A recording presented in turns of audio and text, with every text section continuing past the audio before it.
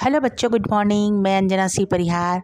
बच्चों, आज हम कक्षा 12वीं के अर्थशास्त्र विषय के अंतर्गत राष्ट्रीय आय की अवधारणाएं, इसमें हम देख लेंगे सकल राष्ट्रीय उत्पाद यानी ग्रॉस नेशनल प्रोडक्ट GNP। सकल राष्ट्रीय उत्पाद एक विस्तृत अवधारणा है। सकल राष्ट्रीय उत्पाद का संबंध देश की घरेलू सीमा से ना होकर उसके सामान्य निवासियों से होता है। देश के सामान्य निवासियों द्वारा एक लेखा वर्ष में देश के अंदर एवं बाहर सृजित आय का योग सकल राष्ट्रीय उत्पाद यानी GNP कहलाता है। बच्चों, सकल घरेलू उत्पाद में शुद्ध विदेशी साधन आय को जोड़ने से सकल राष्ट्रीय उत्पाद का मूल्य प्राप्त हो जाता है। देश के निवासियों द्वारा विदेशों में अर्जित आय में से विदेशी निवासियों द्वारा देश में अर्जित आय घटाकर विदेशों से प्राप्त शुद्ध साधन आय प्राप्त हो जाता है। यदि विदेशों से प्राप्त शुद्ध साधन आय धनात्मक है तो सकल राष्ट्रीय उत्पाद अधिक होगी सकल घरेलू उत्पाद से। इसके विपरीत यदि विदेशों से प्राप्त शुद्ध साधन आय ऋणात्मक है तो सकल राष्ट्रीय उत्पाद कम होगी सकल घरेलू उत्पाद से। बच्चों, आइए अब हम जानते हैं सकल राष्ट्रीय उत्पाद की विशेषता क्या है। पहला, सकल राष्ट्रीय उत्पाद में सकल शब्द महत्वपूर्ण है।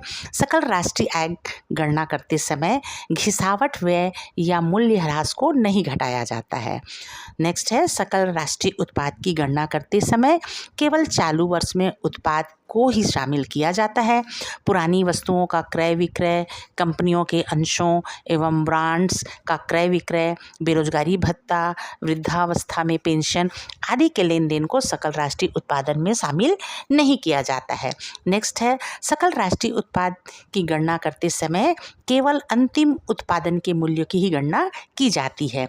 अगला है, सकल राष्ट्रीय उत्पाद में वस्तुओं और सेवाओं का मूल्य मुद्रा से मापा जाता है, लेकिन मुद्रा के मूल्य में परिवर्तन से सकल राष्ट्रीय उत्पाद में कमी या वृद्धि हो सकती है। अतः किसी सामान्य वर्ष को आधार वर्ष मानकर सकल राष्ट्रीय उत्पाद को उसी वर्ष के अनुसार समायोजित किया जाता है तथा उसकी गणना उस वर्ष के कीमतों के आधार पर की जाती है। अगला है, जिन वस्तुओं एवं सेवाओं को निःशुल्क प्रदान किया जाता है, जैसे शिक्षा द्वारा अपने बच्चों को पढ़ाना, एक शिक्षक द्वारा डॉक्टरों द्वारा अपने परिवार का इलाज करना, इन्हें सकल राष्ट्रीय उत्पाद से अलग कर दिया जाता है क्योंकि ऐसी सेवाओं का मौद्रिक मूल्यांकन करना संभव ही नहीं होता है। नेक्स्ट है, एक वर्ष की समयावधि में बाजार मूल्य में उछाल के कारण पूंजीगत संपत्तियों में परिवर्तित होता है जिससे एकाएक लाभ या हानि होती है, लेकिन इसे सकल राष्ट्रीय उत्पाद में शामिल नहीं किया जाता यदि चालू उत्पादन से इसका संबंध ना हो। अंत में, जिन वस्तुओं का क्रय विक्रय गैर कानूनी ढंग से किया जाता है उन्हें सकल राष्ट्रीय उत्पाद में शामिल नहीं किया जा सकता है। धन्यवाद बच्चों।